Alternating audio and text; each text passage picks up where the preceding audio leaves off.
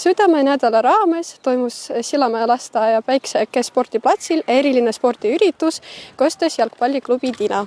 Päev oli täis laste rõõmsat liikumist, mängu ja ühist tegutsemist.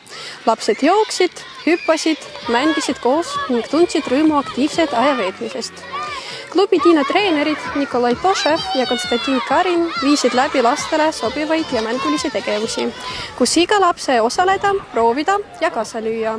Sillamäe lasteaed Päikseke tänab Nikolai ja Konstantin suure panuse ning ühese spordiürituse korraldamise eest. Südamenädala jooksul toimusid Sillamäe lasteaias Päikseke rühmades erinevad õppetegevused, mis olid suunatud laste tervise tugevdamisele ja tervislike eluviiside kujundamisele.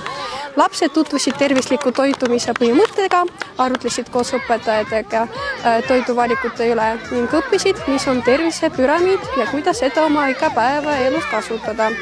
Tervishoiutöötaja viis läbi hariva kohtumise, kus lapsed said teada, kus asub süda ja kuidas see töötab. Nädala jooksul osalesid lapsed mitmekesistes liikumistegevustes, sealhulgas spordimängudes, takistusrajal, mängulistes ülesannetes ja orienteerumises.